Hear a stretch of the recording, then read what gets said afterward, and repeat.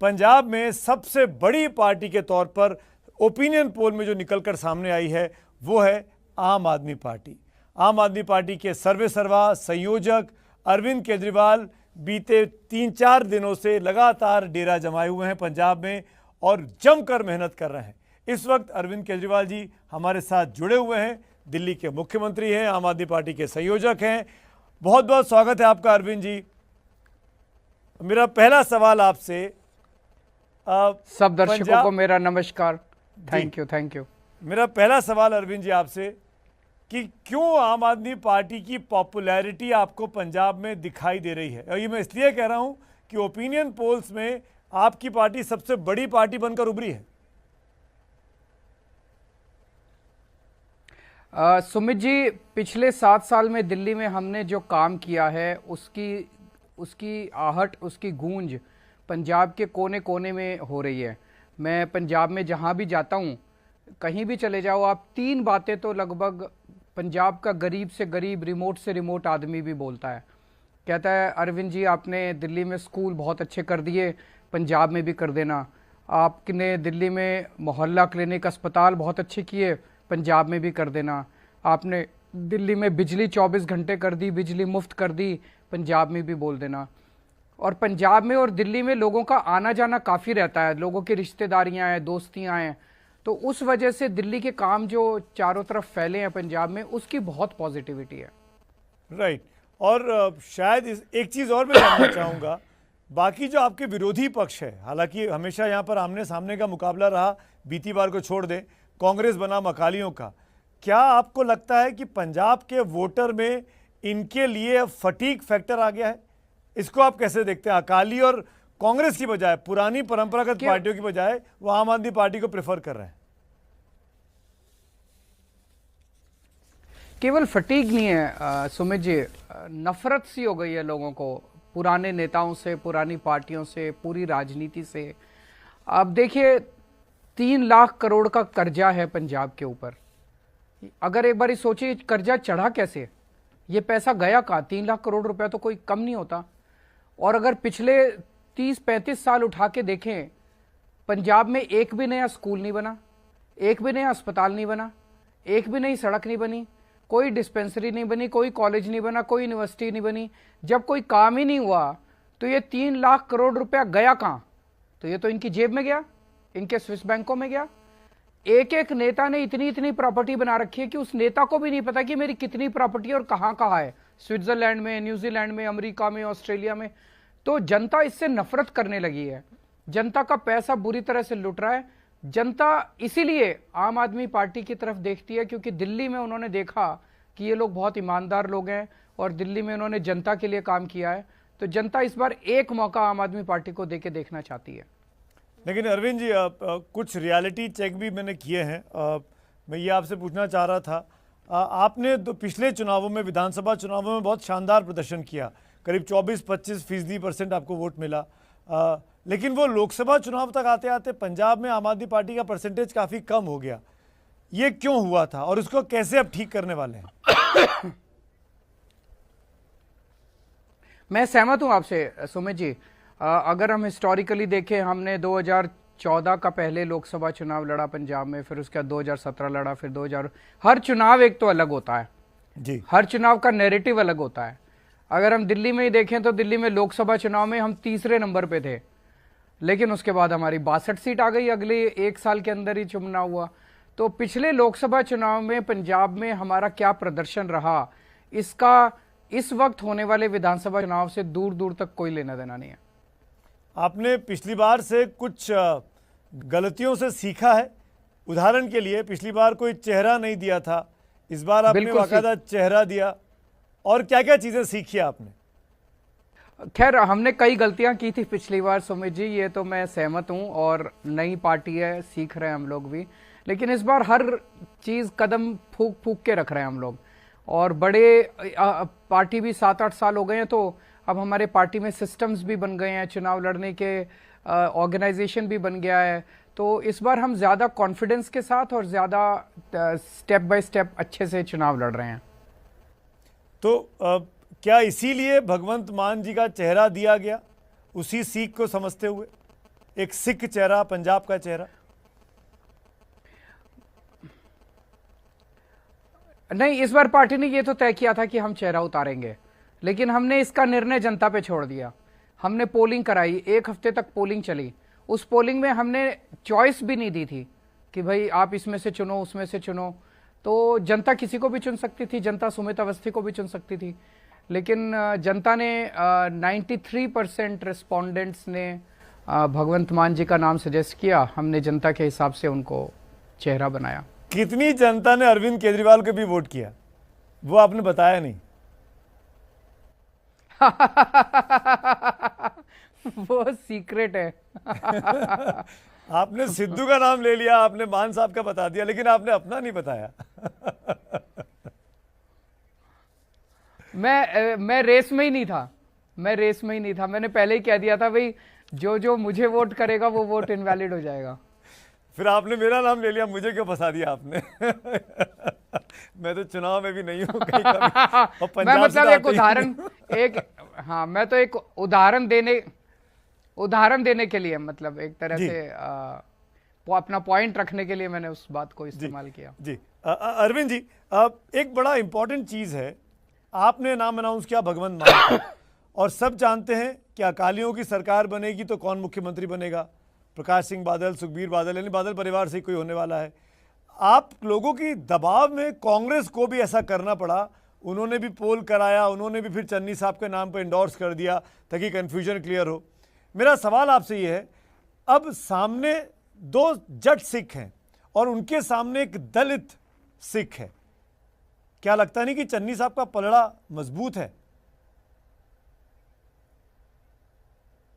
नहीं, ये आपने अच्छा प्रश्न पूछा। ये एक प्रोपेगेंडा कांग्रेस फैला रही है कि चन्नी साहब एससी भाईचारे से आते हैं तो सारे एससी पंजाब के उनको वोट दे रहे हैं।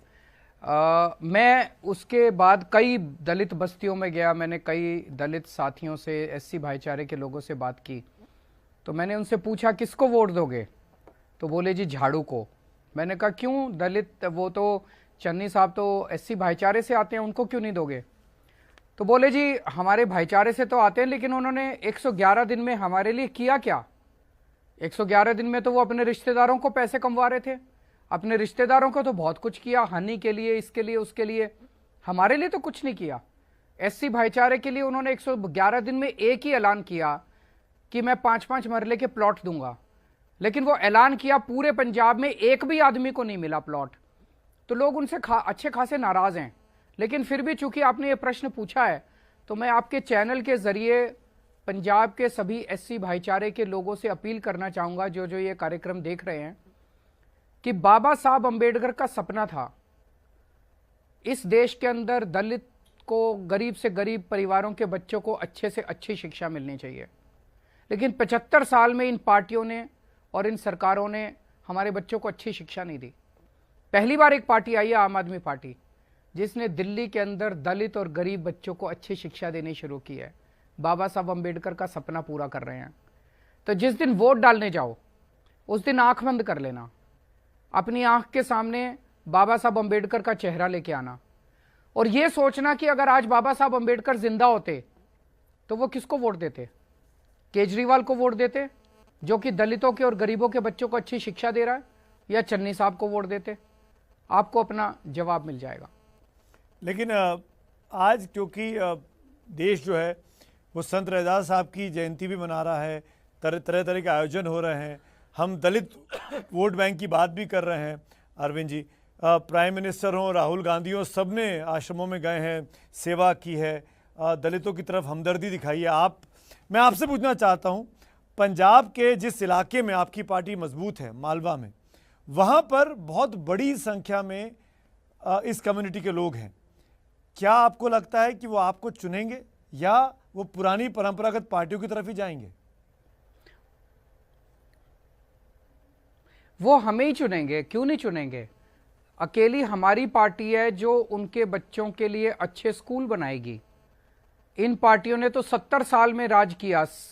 इन पार्टियों ने 1966 में पंजाब अलग सूबा बना था, तब से लेके आज तक 27 साल कांग्रेस का राज रहा है, 19 साल बादलों का राज रहा है। इतने टाइम में भी उन्होंने गरीबों के बच्चों के लिए अच्छे सरकारी स्कूल नहीं बनाए। हमने दिल्ली में बनाए हैं, हम ही उनके बच्चों को अच्छी शिक्षा देंगे। उन्होंने अच्छे अस्पताल नहीं बनाए। आज पंजाब के सरकारी अस्पतालों का डिस्पेंसरी के अंदर कुत्ते घूम रहे हैं। हमने दिल्ली के अंदर अच्छे अस्पताल बनाए हैं गरीबों के लिए। हम ही उनके पूरे परिवार को अच्छा और मुफ्त इलाज देंगे। हम ही उनके घर की महिलाओं को हजार हजार रुपए महीना उनके अकाउंट में जमा कराएंगे। हमारी पार्टी है जो उनको फ्री बिजली देगी, 24 घंटे बिजली देगी। बाकी पार्टियों के पास तो पंजाब के लिए कोई एजेंडा ही नहीं है। तो मैं तो सोचता हूं कि हमारे अलावा कोई दूसरों को क्यों वोट देगा। और हमारे ऊपर लोगों की विश्वसनीयता है कि केजरीवाल झूठ नहीं बोलता, केजरीवाल झूठे वादे नहीं करता। हम दिल्ली में करके आए हैं, जो दिल्ली में काम करके आए हैं वही पंजाब में करेंगे। आप जो बात कह रहे हैं ना, आपकी बात से आपके विरोधी मुखालफत करते रहे हैं। सिद्धू आपको झूठा बोलते हैं। प्राइम मिनिस्टर ने आज अपनी रैली में कहा कि आप और कांग्रेस मिले हुए हैं, नूरा कुश्ती कर रहे हैं आपस में यहां आकर। इसको कैसे काउंटर करेंगे आप? ये आमने सामने होने का दिखावा कर रहे हैं। ये जेरोक्स कॉपी है कांग्रेस की, चाल चलन सब वही है। ये सारी पार्टियां सुमित जी देखेंगे पिछले कुछ दिन के अंदर बड़ी इंटरेस्टिंग घटना घट रही है पंजाब में। सुखबीर बादल जी, केवल ये सारे नेता एक साथ हो गए हैं, इकट्ठे हो गए हैं। ये सारी पार्टियां, सारे नेता ये केवल और केवल मेरे को गाली दे रहे हैं। आपस में एक दूसरे को गाली नहीं दे रहे, केवल मेरे को गाली देते हैं, भगवंत मान को गाली देते हैं, आम आदमी पार्टी को गाली देते हैं। सुखबीर बादल जी चन्नी का नाम नहीं लेते अपने मुंह से, केवल मेरे को गाली देते हैं। चन्नी साहब सुखबीर बादल का नाम नहीं लेते, केवल मेरे को गाली देते हैं। प्रियंका गांधी आती है, राहुल गांधी आते हैं, अमित शाह जी आते हैं, प्रधानमंत्री जी आते हैं, सारे केवल मेरे को और भगवंत मान को गाली दे रहे हैं। हमने क्या बिगाड़ दिया भाई? हम तो यही कह रहे हैं भाई, पंजाब में स्कूल बनाएंगे, पंजाब में अस्पताल बनाएंगे, बच्चों को नौकरी देंगे, हम बिजली अच्छी करेंगे, यही तो कह रहे हैं हम। ये लोग नहीं चाहते कि पंजाब का भला हो, ये लोग नहीं चाहते कि पंजाब अच्छा हो। ये सारे पंजाब को लूट रहे थे। इनको कोई दिक्कत नहीं है, इनमें से कोई भी एक जीत जाए तो ये लूट जारी रहेगी, लेकिन आम आदमी पार्टी नहीं आनी चाहिए। इनको पता है आम आदमी पार्टी आ गई तो परमानेंटली इनकी लूट बंद हो जाएगी। नहीं तो अब आपको डर लगता है जब आपको वो गालियां देते हैं, कोसते हैं, आलोचना करते हैं, आप घबरा रहे हैं क्या? मेरे को कोई फर्क नहीं पड़ता। मैं पंजाब के लोगों से अपील करना चाहता हूं कि आप लोग देख रहे हैं, एक तरफ अगर ये बेईमानी करने के लिए सारी पार्टियां इकट्ठी हो रही हैं, तो दूसरी तरफ पंजाब के 3 करोड़ लोग इस बार इन सारी पार्टियों को हरा के एक ईमानदार पार्टी लाने का मन बना चुके हैं। हमें ये पूरा सिस्टम खत्म करना है। दिल्ली के लोगों ने करके दिखाया है। ये भ्रष्ट सिस्टम है, कांग्रेस, बीजेपी, अकाली दल, इनका सिस्टम करप्ट सिस्टम है। इस पूरे सिस्टम को उखाड़ के फेंकना है। दिल्ली के लोगों ने इन सारी पार्टियों को खत्म कर दिया, केवल आम आदमी पार्टी आज दिल्ली में बची है। अरविंद जी, पंजाब में भी इस पूरे सिस्टम को उखाड़ फेंकेगी जनता। आप इस पूरे कैंपेन में बीते एक हफ्ते से बहुत ज्यादा भाषा की मर्यादाएं लांघी गई हैं हर तरफ से। राहुल गांधी जी ने आपके बारे में कुछ कहा है, मैं चाहता हूं कि पहले दर्शकों को वो सुनवा देते हैं, फिर आपका रिएक्शन उस पर बहुत जरूरी है। और ये कल ही की राहुल गांधी की रैली है। राहुल गांधी का बयान जो था कल रैली के बारे में, वो प्ले किया जाए। ये बॉर्डर स्टेट है, यहां पे सबसे जरूरी चीज शांति, भाईचारा है, और कांग्रेस पार्टी इसको समझती अच्छी तरह। हमारे जो नेता हैं वो आतंकवादी के घर में आपको कभी नहीं मिलेंगे, हो ही नहीं सकता। झाड़ू के नेता जरूर आपको आतंकवादी के घर में मिल सकते हैं, मगर कांग्रेस का नेता आपको कभी नहीं मिल सकता। सुना आपने, आतंकवादियों के साथ संबंधों की ओर इशारा कर रहे हैं आपकी पार्टी के साथ राहुल गांधी। वो मेरे को ही आतंकवादी बोल रहे हैं। अब ये राहुल गांधी मेरे को आतंकवादी बोलते हैं, चन्नी साहब मेरे को काला बोलते हैं, मेरे को कहते हैं मेरे कपड़े खराब है। पंजाबियों का लोगों का तुसी आके इत्थे खड़न ना पाओ, ये बाहर से आके काले अंग्रेज राज करना चाहते, इस करके सिद्धू साहब मेरे को बंदर बोलते हैं, या चन्नी साहब ने बोला था कि सिद्धू साहब ने बोला था केजरीवाल बंदर है। ये क्या है? ये ऐसे देश का फायदा होगा? मतलब 5 साल सरकार चलाने के बाद अगर राहुल गांधी को और चन्नी साहब को ये गाली गलौज करनी पड़े तो वो कबूल कर रहे हैं कि 5 साल में उन्होंने कोई काम नहीं किया। अरे आप अपने काम गिनाओ। दिल्ली के अंदर 5 साल के बाद जब मैं जनता में गया था, मैंने उनको कहा था मैंने आपकी बिजली ठीक करी, पानी ठीक करा, स्कूल बनाए, अस्पताल बनाए, मैंने तो गालियां नहीं दी थी। इन लोगों के पास काम गिनाने को एक काम नहीं है, एक काम नहीं बता रहे ये 5 साल में क्या किया, केवल गाली दे रहे हैं मेरे को। दे लो गाली, मैं गाली का जवाब गाली से नहीं दूंगा। नहीं, पर अरविंद जी, ये कहा गया पिछले चुनावों में भी कि आपकी पार्टी की फंडिंग कनाडा से होती है, खालिस्तानी लोग आपकी पार्टी के साथ जुड़े हुए हैं, शायद उसी ओर इशारा कर रहे थे क्या राहुल गांधी? इसको क्लियर करना जरूरी है इस चुनाव के मौसम में। मेरे को जेल भेज दो, न तो 5 साल तो इनकी सरकार थी, ये मेरे खिलाफ एफआईआर करते, मेरे को जेल भेजते। इन्होंने, अगर मैं आतंकवादी हूं तो मेरे को जेल क्यों नहीं भेजा इन्होंने? अब नौटंकी करने क्यों आ रहे हैं? अब भाई आप शोर क्यों कर रहे हो? केजरीवाल आतंकवादी है, अगर केजरीवाल भ्रष्ट है अगर, तो मेरे को जेल भेज दो, जांच तो कराओ, जेल तो भेजो। इन्होंने जो बेअदबी करने वाले लोग थे, कांग्रेस ने गुटका साहब जी की कसम खाई थी कि हम बेअदबी करने वाले मास्टरमाइंड को जेल भेजेंगे। 5 साल में इन्होंने नहीं भेजा। क्या सेटिंग है इनकी उन लोगों के साथ? मॉड बॉम्ब ब्लास्ट हुआ, 5 साल हो गए, उसको जांच नहीं हुई अभी तक। क्या सेटिंग है इन लोगों की उनके साथ?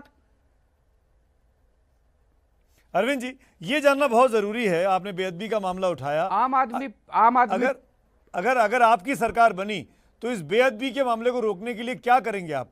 क्या प्लान है आपके पास?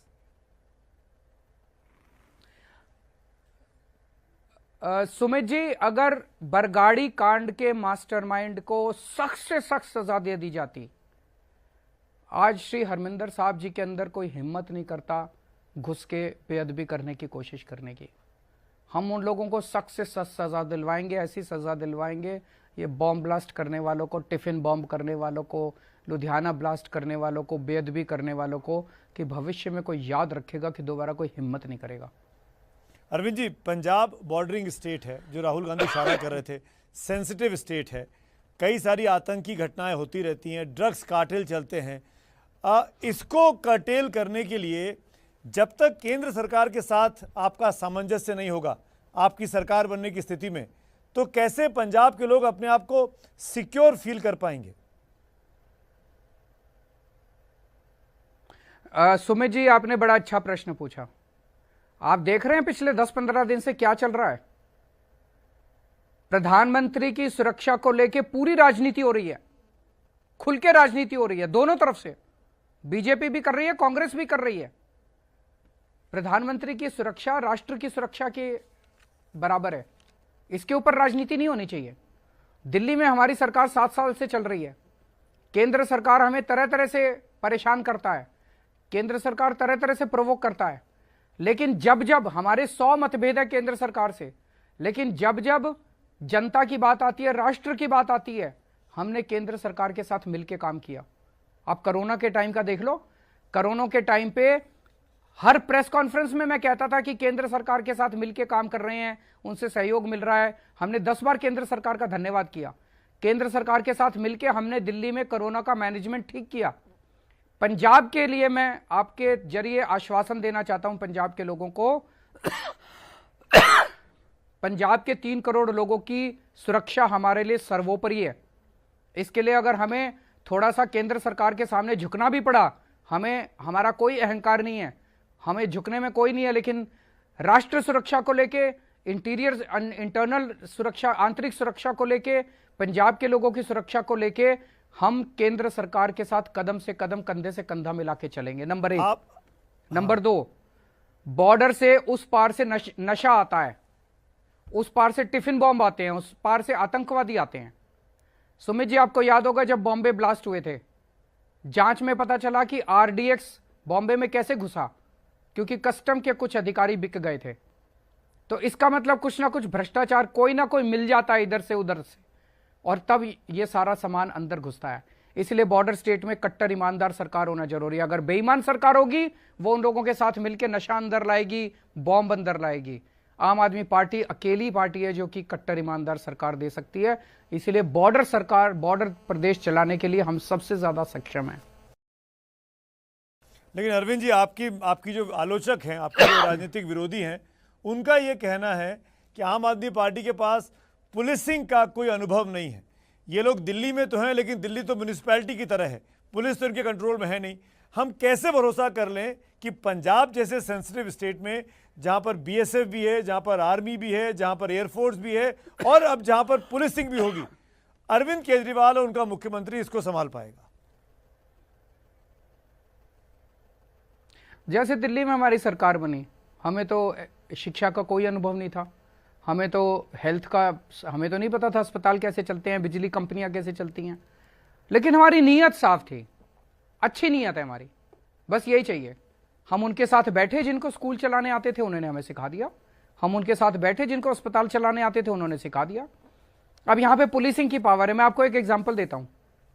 एक मुख्यमंत्री है जो भ्रष्ट है, वो अपने पुलिस अफसरों की मीटिंग बुलाएगा। मीटिंग में क्या बोलेगा? हाँ भाई, कौन कितने पैसे इकट्ठे करके लाया। वो एसपी को ट्रांसफर करने के पैसे लेगा, 50 लाख 1 करोड़। वो थानेदार को ट्रांसफर करने के पैसे लेगा। तो थानेदार क्या करेगा, एसपी क्या करेगा ऐसी भ्रष्ट सरकार में? वो नीचे नशा बेचेगा, आतंकवादियों से मिल जाएगा, पैसे इकट्ठे करके देने हैं उसने मुख्यमंत्री को। और एक ईमानदार मुख्यमंत्री है, वो अपने पुलिस अफसरों की मीटिंग बुलाएगा और बोलेगा, खबरदार अगर नशा बिका तुम्हारे इलाके में, खाल नोच लूंगा मैं। खबरदार अगर कोई बॉम्ब वॉम्ब आया बॉर्डर से, मैं खाल नोच लूंगा तुम्हारी। आप बताइए कि किसके राज में ज्यादा अच्छी पुलिसिंग हो सकती है? तो आपका ये दावा कि आप पुलिसिंग को बेहतर कर लेंगे, ये भी कह रहे हैं कि आपके विरोधी ये भी कह रहे हैं अरविंद जी कि आपको हेलीकॉप्टर मिल जाएगा सरकारी, आपको सरकारी प्लेन मिल जाएगा, जो दिल्ली में सुविधा नहीं है। इसीलिए आम आदमी पार्टी की इतनी दिलचस्पी पंजाब में है। मोटा पैसा, बॉर्डरिंग स्टेट, सुरक्षा के नाम पर ये सब चीजें जो अरविंद केजरीवाल अभी सुविधा नहीं भोग पाते हैं, वो सब भोगना चाहते हैं। मतलब हेलीकॉप्टर लेने के लिए पंजाब के चुनाव लड़ रहे हैं। मतलब वो कुछ बिल्कुल। भी बोलते हैं ये लोग, कुछ भी। छोड़ दीजिए इनकी बातों को। अब ये बताइए मुझे, आपने अपने प्रोमिसेस में कहा है कि 1 महीने में नशे का कारोबार खत्म कर देंगे, क्योंकि हम ड्रग्स पर बात कर रहे हैं। ये कैसे संभव है, जो काम सालों साल में नहीं हो पाया? नहीं, मैंने ये नहीं कहा। अच्छा, एक मिनट। जी। हमने ये नहीं कहा कि 1 महीने में कर देंगे। वो गुटका साहब जी की कसम खा के कैप्टन ने बोला था कि 1 महीने में नशा खत्म कर दूंगा। हमने ये कहा है कि 1 महीने में उसके ऊपर नशे पे वार करने का सिलसिला शुरू हो जाएगा। मैं समझता हूं कि 6 महीने के अंदर आपको उसके अच्छे खासे रिजल्ट्स मिलने चालू हो जाएंगे। लेकिन मुझे लगता है 3 से 6 महीने तो लगेंगे, इसके पहले कि आप पूरा जो सप्लाई नेटवर्क है उसे तोड़ना पड़ेगा। ढेरों रिहैबिलिटेशन सेंटर बनाने पड़ेंगे चारों तरफ, क्योंकि जब सप्लाई नेटवर्क टूटेगा तो उसके बाद बच्चे तड़पेंगे जो नशा करते हैं, उनके लिए रिहैबिलिटेशन सेंटर भी बनाने होंगे। तो मुझे लगता है 3 से 6 महीने के अंदर आपको एक परसेप्टिबल चेंज नजर आएगा। लेकिन एक चीज़ आपसे जानना चाहूँगा, आप ड्रग के कार्टेल को ख़त्म करना चाहते हैं। यह आरोप है कि विक्रम मजीठिया सबसे बड़े इस मामले के चेहरे हैं राजनीतिक तौर पर आप लोगों ने उनसे माफ़ी मांगी हुई है उन पर आरोप लगाने के बाद। ऐसे कैसे लड़ पाएंगे जब आप अगर 4 कदम पीछे खींच लेंगे? तो मैंने चन्नी साहब को उनको गिरफ्तार करने से तो नहीं रोका था। मेरी माफ़ी को बहाना बना के उन्होंने उसको गिरफ्तार नहीं किया। बताइए, वो तो उनसे मिले हुए हैं। तो ये सब नहीं चलेगा। ये हम किसी से मिले नहीं हुए, हमारी किसी से सेटिंग नहीं है, जो है आमने सामने है। ये मेरी माफ़ी को बहाना बना के कहते हैं केजरीवाल ने माफ़ी मांगी थी इसलिए हमने गिरफ्तार नहीं किया। ये क्या बात है? इनके किसने हाथ रोके हैं? मैंने कोई इनके हाथ रोके हैं? तो अगर आप आए तो मजीठिया पे वार होगा, ड्रग कार्टेल पे वार होगा, अगर कितना बड़ा चेहरा क्यों ना हो। नशे पे वार होगा, और नशे में जो भी इन्वॉल्व है ऊपर से नीचे तक, चाहे कोई कितना भी बड़ा नेता हो और चाहे कोई कितना छोटा सप्लायर हो, सबके ऊपर वार होगा। लेकिन जो बच्चे हैं जो कि आज विक्टिम्स हैं, मतलब एक बच्चा है जो उसका वो बन गया है, नशा करने लगा है और वो उसका विक्टिम बन गया है, उनको आज पकड़ पकड़ के जेल में डाल देते हैं। वो सारी झूठी एफआईआर खत्म करेंगे, वो सारे झूठे पर्चे खत्म करेंगे। केजरीवाल खुद बनना चाहता है, फिर अगले दिन कहते हैं केजरीवाल अपनी बीवी को बनाना चाहता है, फिर अगले दिन कहते हैं केजरीवाल राघव चड्ढा को बनाना चाहता है। कुछ भी एक्चुअली प्रॉब्लम यह है कि आजकल चन्नी साहब सो नहीं पा रहे हैं, कई दिन से सोए नहीं है, वो बहुत ज़्यादा टेंशन में है। रात को आंख बंद करते हैं तो उनके सपने में मैं भूत की तरह आता हूँ, फिर वो डर के एकदम खड़े हो जाते हैं। तो मेरी उनसे पूरी सहानुभूति है, भगवान से प्रार्थना है कि उनको अच्छा स्वास्थ्य दे, उनको स्वस्थ रखे। प्रियंका गांधी ने कहा कि आप आरएसएस से निकली हुई पार्टी हैं, आपका पूरा मूवमेंट को आरएसएस ने सपोर्ट किया जब आप दिल्ली में सरकार बनी उसके पहले। ये बात आपको लिंक किया जा रहा है, मतलब आपको बीजेपी के साथ लिंक किया जा रहा है, बीजेपी लिंक करती है आपको कांग्रेस के साथ। असल पिक्चर क्या है? देखिए, मैं इस दुनिया का सबसे गंदा आदमी हूँ इन लोगों के हिसाब से। प्रियंका गांधी को भी मैं पसंद नहीं हूँ, राहुल गांधी को भी मैं पसंद नहीं हूँ, अमित शाह को भी मैं पसंद नहीं हूँ, मोदी जी को भी पसंद नहीं हूँ। मैं जनता को पसंद हूँ, जनता मुझे प्यार करती है। ये कोसते रहे, मुझे गाली देते रहे, मेरे को क्या फ़र्क पड़ता है। आपने अमित शाह जी का नाम लिया, उन्होंने कहा कि दिल्ली में शराब सस्ती कर दी है, दिल्ली में शराब में डुबो दिया। अब पंजाब जाके भी अरविंद यही करेंगे, आम आदमी पार्टी यही करेगी अगर वो जीत गई तो। कहने दीजिए उनको, कुछ भी बोल देते हैं, झूठ बोलते हैं। एक इम्पॉर्टेंट चीज़ मैं आपसे पूछना चाह रहा था, ये बहुत पंजाब के लिए बहुत इम्पॉर्टेंट है। SYL के इशू पर, सतलुज यमुना लिंक कैनाल के इशू पर आम आदमी पार्टी का क्या स्टैंड है, क्या रुख रहेगा इस पूरे मामले पर आपका? इन लोगों का क्या स्टैंड है? सर, पंजाब का मुख्यमंत्री तो अपने आप को पंजाब से जोड़ लेता है। पंजाब में कुछ और आप बोलती तो है। दिल्ली में भी हैं, SYL का पानी रुका तो दिल्ली पे भी असर पड़ता है सर। जी जी, एक मिनट। बीजेपी वाले और कांग्रेस वाले पंजाब में कुछ और स्टैंड लेते हैं, हरियाणा में कुछ और स्टैंड लेते हैं, केंद्र में कुछ और स्टैंड लेते हैं, सुप्रीम कोर्ट में कुछ और जाके बोलते हैं। कल मेरे को पता चला कि SYL का जो पूरा सर्वे था, जब ये 80s में, अर्ली 80s में SYL बनने की बात हुई, इसकी शुरुआत अकाली दल ने की थी। उसके बाद 1984 में या 1983 में जब इसकी शुरुआत हुई और जो नारियल फोड़ा गया, इसकी नींव रखी गई, वो इंदिरा गांधी और कैप्टन अमरिंदर सिंह ने की थी। इनसे जाके पूछे ना इनका क्या स्टैंड है, ये अब खिलाफत करते क्यों घूम रहे हैं। हमारा स्टैंड है, किसी भी हालत में पंजाब का जो भी हक है, पंजाब के हक को मरने नहीं देंगे। ये हर बार चुनाव के पहले मुद्दा उठाते हैं, गंदी राजनीति करते हैं। दोनों ने मिलकर SYL बनाया है और अब दोनों इसकी खिलाफत कर रहे हैं, नौटंकी कर रहे हैं दोनों पार्टियां। आम आदमी पार्टी, ये मुद्दा बैठ के या तो सॉल्व होगा और या कोर्ट के जरिए सॉल्व होगा। चुनाव के पहले स्टैंड लेने से सॉल्व नहीं होने वाला ये मुद्दा। हम समाधान में इंटरेस्टेड हैं, हम समाधान चाहते हैं। तो हम जिस भी फोरम पे होगा, पंजाब के जो भी हक हैं, हम किसी भी हालत में पंजाब के हक को मरने नहीं देंगे। और उसमें दिल्ली के हक का क्या होगा? पंजाब और दिल्ली का पानी तो यमुना जुड़ा हुआ है। किसका? दिल्ली वासियों का, क्योंकि सतलुज यमुना तो लिंक दिल्ली कैनाल का है। दिल्ली में तो असर दिल्ली नहीं पड़ जाएगा वासियों को ना पंजाब को बचाने के चक्कर में। तो दिल्ली का पानी दिल्ली के पानी को कौन रोक रहा है? इसमें कहां विरोधाभास है? अब ये सुखबीर बादल कहते हैं कि केजरीवाल ने केस कर दिया कोर्ट में, सुप्रीम कोर्ट में, और सुप्रीम कोर्ट में केस करके केजरीवाल ने कहा है कि पंजाब का सारा पानी दिल्ली में आना चाहिए। ऐसे कोई केस होता है? कोई सरकार ऐसे केस कर सकती है? मैं अब केस कर दूं कि गुजरात का सारा पानी दिल्ली आना चाहिए, राजस्थान का सारा पानी दिल्ली ऐसे केस होता है? इतनी बेतुकी बातें, और आप सब लोग इनकी बातों को मान लेते हैं। आप सब लोग इतने सीनियर पत्रकार इन लोगों की बातों को सीरियसली लेते हैं। सुमित जी, गाली गलौज की जो राजनीति है ना हमारे देश के अंदर, इसने ये कहा जी आपको इस पे क्या कहना है, उसने ये कहा जी आपको इस पे क्या कहना है, उसने ये कहा जी, जनता को इसमें कोई इंटरेस्ट नहीं है। आप खुद सोचिए, पिछले आधे घंटे से हम इंटरव्यू कर रहे हैं, आपने कहा जी अमित शाह ने ये कहा, मोदी ने ये कहा, चन्नी ने ये कहा।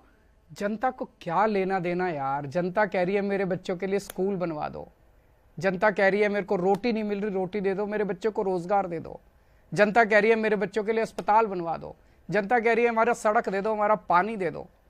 उस पर अगर कोई चर्चा, मैंने खुले ऑफर किया है, मैं दिल्ली में मैंने स्कूल अच्छे करे हैं, मेरे को स्कूल अच्छे करने आते हैं। कोई सरकार आ जाए, मेरे को कोई लेना देना नहीं है। बीजेपी वाले आ जाएं, शिवराज सिंह चौहान आ जाएं, योगी जी आ जाए, कोई इनका मुख्यमंत्री आके मेरे से पूछ ले, अरविंद जी हमें बताओ स्कूल कैसे, मैं सिखा दूंगा इनको। कोई कांग्रेसी आ जाए, अशोक गहलोत आ जाए, छत्तीसगढ़ वाले आ जाए, मेरे को कहीं अरविंद जी हमें स्कूल अच्छे करने सिखाओ, मैं सिखा दूंगा। और अरविंद जी। मीडिया में भी ये बात होनी चाहिए, तभी देश आगे बढ़ेगा। मीडिया में इसके ऊपर चर्चा होनी चाहिए। हम स्कूल कैसे अच्छे कर सकते हैं, हम अस्पताल कैसे अच्छे करते हैं, हम ये कैसे, ये तू मैं गाली गलोच, केजरीवाल आतंकवादी है, काला है, फलाना है, बंदर है। मैं समझ गया। मैं एक दो सवाल और पूछूंगा, फिर आपको जानना है, और वो राष्ट्रीय पॉलिटिक्स से जुड़े हुए हैं। यूपी में क्या स्थिति लग रही है आपको? आपकी पार्टी तो गठबंधन करने की फिराक में थी समाजवादी पार्टी के साथ, ऐसा लगा था, संजय जी मिले थे जाके। अभी आज की स्थिति में आपके पास क्या खबरें हैं यूपी से?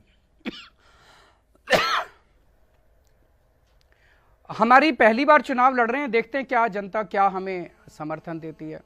पहली बार, यूपी बहुत बड़ा राज्य है, बहुत सारी पार्टियां हैं, काफी मुश्किल चुनाव है, पहली बार चुनाव लड़ रहे हैं। आपको लग रहा है कि बीजेपी को वहां दोबारा सत्ता मिल रही है? जैसे कि ओपिनियन पोल पंजाब में आपको आगे दिखा रहे हैं, यूपी में बीजेपी को आगे दिखा रहे हैं। देखो जी, जनता क्या आदेश देती है इसके बारे में तो कोई आखिर तक भी नहीं बता सकता। तो ओपिनियन पोल अपनी जगह है, लेकिन फाइनली क्या होता है ये तो 10 मार्च को ही पता चलेगा। ममता बनर्जी राष्ट्रीय स्तर पर कोशिश कर रही हैं गैर भाजपाई मुख्यमंत्रियों को एक मंच पे लाने की। वो स्टालिन के साथ संपर्क में हैं, वो केसीआर साहब के साथ संपर्क में है, वो आप और उनकी तो अच्छी मित्रता है ही है, हम कई सारी तस्वीरें देख चुके हैं पास्ट में। आपको लगता है कि एक ऐसे फोरम की ज़रूरत है जिसको थर्ड फ्रंट का शक्ल दिया जा सके 24 के चुनावों के मद्देनजर, एंटी बीजेपी एंटी कांग्रेस? मेरे को एक्चुअली ये सब समझ नहीं आता, मेरे को ये सारी राजनीति समझ नहीं आती। मेरे सामने केवल देश है, देश कैसे आगे बढ़ सकता है, भ्रष्टाचार कैसे दूर हो सकता है, देश में अच्छे स्कूल कैसे बन सकते हैं, देश में अच्छे अस्पताल कैसे बन सकते हैं, अच्छा इंफ्रास्ट्रक्चर कैसे बन सकता है, 21वीं सदी का भारत कैसे बन सकता है, ये मेरे लिए इंपॉर्टेंट है। ये जोड़ तोड़ सारे इकट्ठे होने की ये सारी राजनीति मेरे को समझ नहीं आती। तो ये आप सुन रहे थे अरविंद केजरीवाल को, जो कि पंजाब में आम आदमी पार्टी का पूरा मोर्चा संभाले हुए हैं, दिल्ली के मुख्यमंत्री है, लेकिन पिछले 5-7 दिनों से लगातार पंजाब में कैंपेनिंग कर रहे हैं। पंजाब में कंस्ट्रक्टिव पॉलिटिक्स की वो बात करते हैं, लेकिन उनके ऊपर भी विपक्षी लगातार हमले कर रहे हैं कि उनकी पार्टी ने दिल्ली में ऐसा क्या किया जो पंजाब की जनता उन पर भरोसा करे। तो पंजाब का चुनाव भी दिन पर दिन दिलचस्प होता जा रहा है। बहुत बहुत धन्यवाद।